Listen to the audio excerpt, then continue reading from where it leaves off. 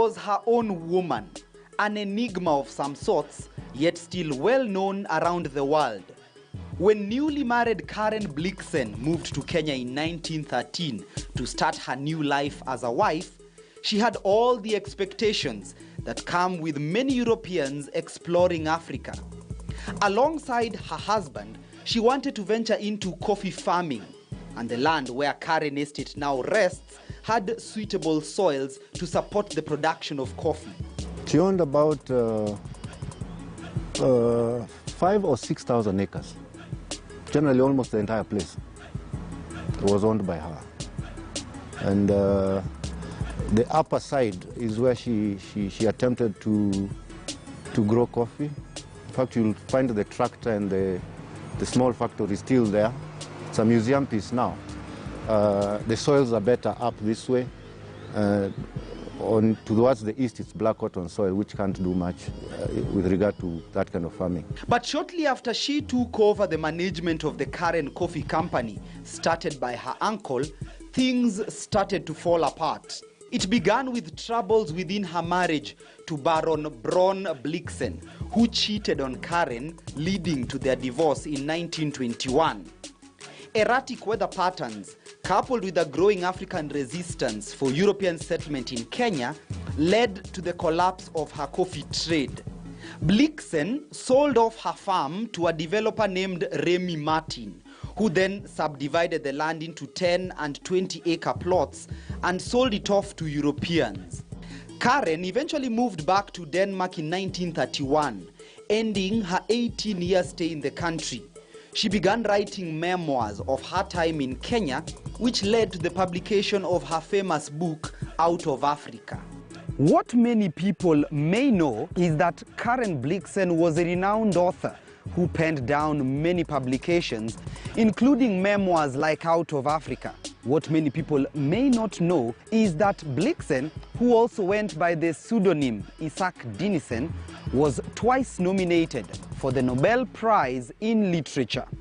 Her book would later be adopted into a movie. Good morning.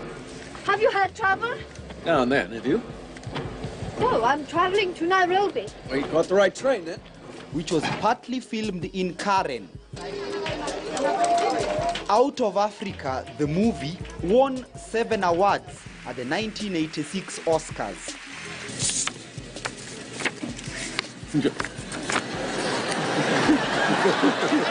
The winner is Out of Africa.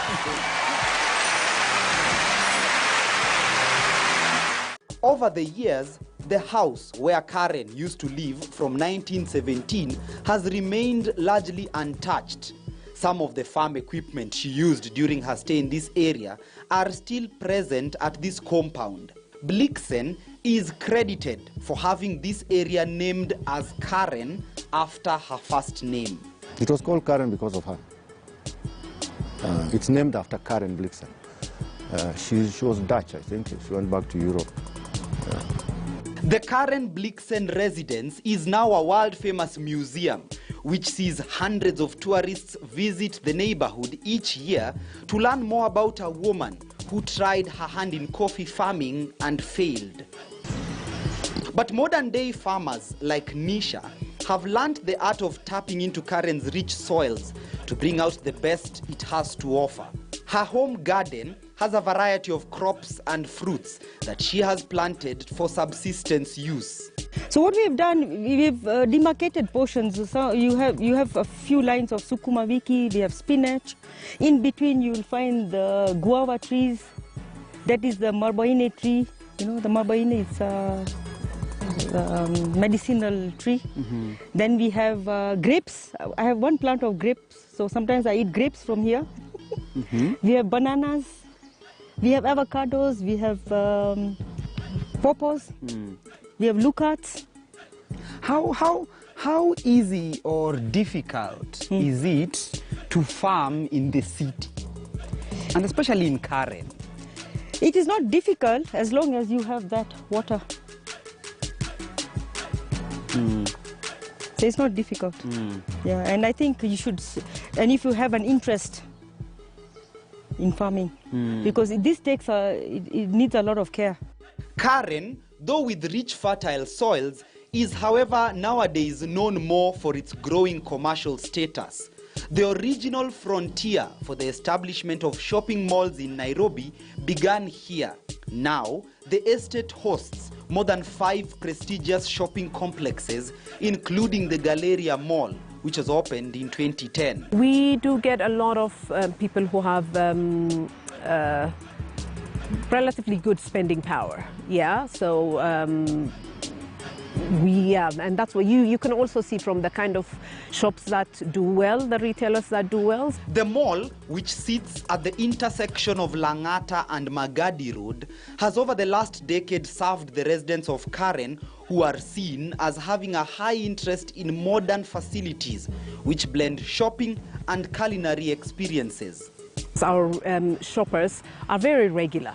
So here we see a lot of repeat customers. Like I say, we're more or less a neighborhood center. People who live around here are loyal and regular coming here. You do get, shoppers from outside of the immediate trade area coming in, maybe for a weekend or when they're on their on this side of town. But our primary market is the repeat customer. So we look at 1 kilometer trading radius, 3, 5, and then 10. On the other side of the estate sits the Waterfront Mall, which has made a reputation for itself for having a large water body within its 50-acre premises, where water games and sports are played. We have Magic, who are water sports vendor. So we do have inflatable sports that children can undertake on the water. We can do kayaking, we can do paddle boating and swimming, in the mall. The growing demand for the establishment of such complexes in Karen area has been high, especially over the last decade. But both residents and entrepreneurs have varied opinions over the future of such facilities inside Nairobi's most prestigious neighborhood. Currently, there is a huge oversupply of retail space in this area. Actually, not only in this area, in the whole of Nairobi.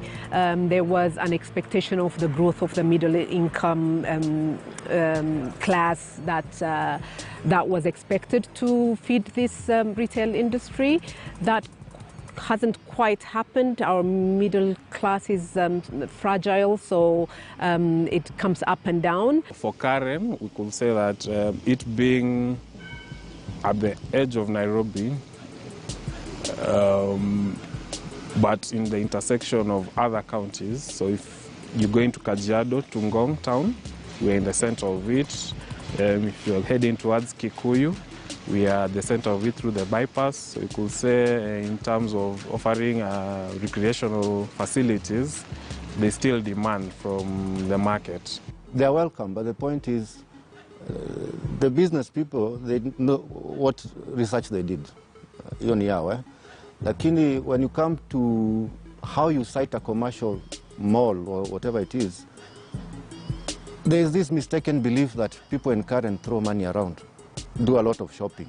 If we talk about socioeconomics, that's not the case. It's different from, say, Runda or Gigiri or Lavington, where there's a lot of, at least that's what I think, there's a lot of money always people going shopping, and a bigger population and younger. But in Karen, we're slow, we're a bit slow on that. For an area which began as a coffee farm, Karen has maintained a strong and steady reputation, which it hopes to continue for several years to come. I think it's a misconception that people who live in Karen are people who are moneyed or whatever. But this is all hard work. Just like everybody else, we wake up very early in the morning. Our chores probably start here. We have to ensure that things are running up and well. You see, those are my chicken. They also have to be looked after. So it's not an easy ride to say that, okay, people who live in Karen are, a privileged lot. No. Everybody works hard. And to get this, it's been a long journey. Yeah, there are no shortcuts in life. We're optimistic that law and order, if observed, we can maintain a bit of this. Because if you are to grow a city, each area in a city has its purposes. This is a low-density residential area.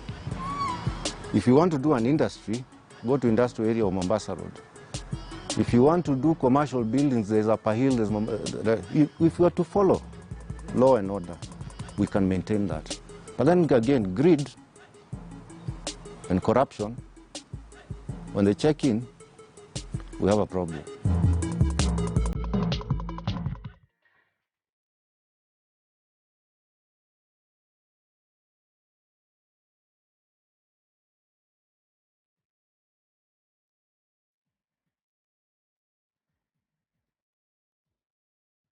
Sarit opened its doors in 1983, the first mall in East and Central Africa at that time.